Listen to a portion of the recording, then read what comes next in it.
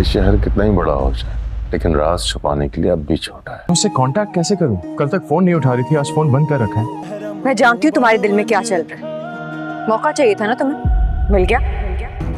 वैसे ऐसा क्या है आपका उसके पास? उसकी बेटी पिया। पिया बहुत सेंसिटिव और नाजुक लड़की है। याद है असलम, या कुछ और याद दिलाऊं? खबरदार जब मेरे घर के सामने खड़े हो कि कोई ऐसी बात की। साडी मेरी कोई हैसियत नहीं है तुम्हारी नजर में सावर? ये आप क्या कह रहे हैं? मेरी कमानत है उसके पास, वो मिस्त्री उस पर कब्जा करना चाहता है।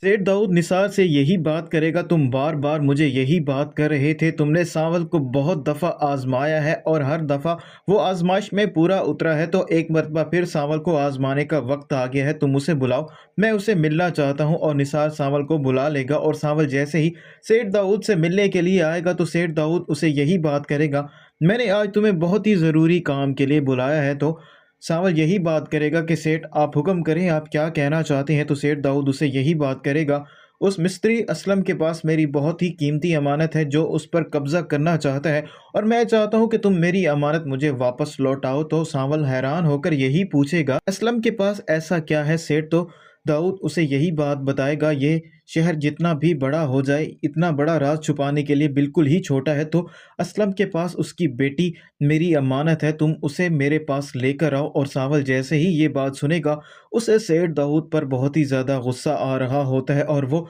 अपना गुस्सा कंट्रोल करके बैठा होता है। और सेठ दाऊद को ये बात मालूम ही नहीं होती, सावल भी पिया से प्यार करता है और वो पिया के लिए कुछ भी कर सकता है। और वहीं दूसरी तरफ आलियार भी बहुत ज़्यादा परेशान हो चुका होता है क्योंकि पिया से उसका राब्ता नहीं हो रहा होता। और जैसे ही वो यूनिवर्सिटी आएगा तो लुबना से यही बात करेगा, तुम्हारी पिया से बात हुई है? तो लुबना यही बात करेगी, मेरी पिया से बात नहीं हुई। तो आलियार उसे सारी हकीकत बताएगा कि अब तक क्या हो चुका है। तो लुबना यही बात करेगी, पिया बहुत ही ज़्यादा सेंसिटिव है और तुम कभी भी उसका दिल मत दुखाना। और आलियार उसे यही बात करेगा, मैं उसे बात करना चाहता हूँ, कल तक वो मेरा फ़ोन नहीं उठा रही थी, अब उसने अपना नंबर ही बंद कर लिया है, मुझे समझ नहीं आ रही कि आखिरकार मैं उससे रब्ता करूँ तो कैसे करूँ। और वहीं दूसरी तरफ सेठ दाऊद यहाँ भी नहीं रुकता, उसे ये बात मालूम है असलम ने अब तक अपने घर वालों से सच्चाई छुपा रखी होगी, इसीलिए वो निसार से कहता है कि तुम जाकर असलम के घर के बाहर हंगामा करो और आवाज़ इतनी ऊंची होनी चाहिए कि आवाज़ असलम के घर तक पहुंचे और उसके घर वाले भी सुन ले। तो निसार ऐसा ही करता है और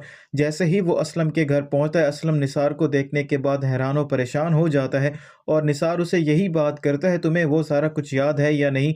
और जब उसे ये बात मालूम हो जाएगी कि उसकी बेटी पिया हमारी बातें सुन रही है तो निसार जानबूझकर वो सारा सच बताएगा कि कैसे उसने सेठ दाऊद के पास अपनी बेटी को हराया था। अब सेठ दाऊद को अपनी अमानत वापस चाहिए और पिया ये सारी बातें सुन रही होती है और उसको यकीन नहीं आ रहा होता कि उसका अपना सगा बाप अपनी बेटी को जुए में हार चुका है।